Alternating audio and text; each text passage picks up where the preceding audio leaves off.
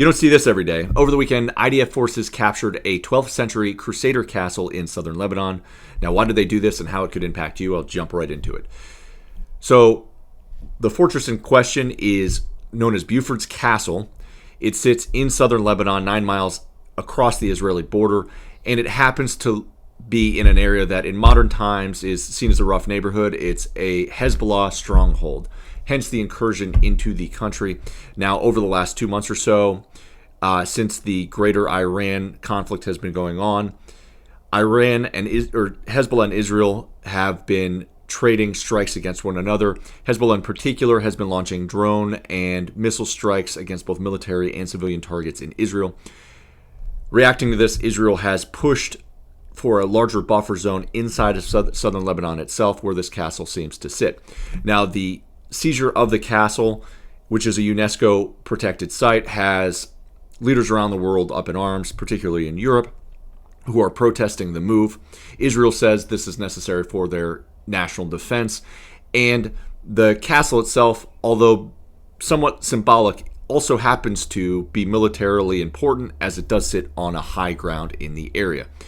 Now, how this kind of corresponds with the larger conflict in general, well, a symbolic move like this risks being seen as a larger escalation in the current Israel-Hezbollah conflict, and it risks a ceasefire not being brokered.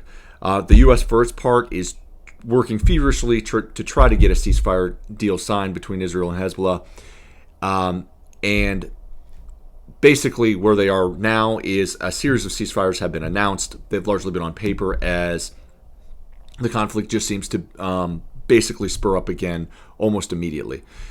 And this is consequential because although the Hezbollah-Israeli war right now has claimed the lives of over 3,000 people, and it is significant from a humanitarian standpoint, it is also impacting the larger Iran deal, which of course is impacting global trade and even your gas prices. So, in other words, we basically kind of need to see a deal in Lebanon to see a deal in Iran. That's as Iranian negotiators are pushing for it hard.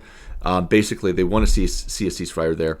The counter argument among a lot of analysts, particularly in Israel, is that a weakened Hezbollah gives Iran less of a negotiating chip at the table when negotiating with the United States over the greater Iran deal.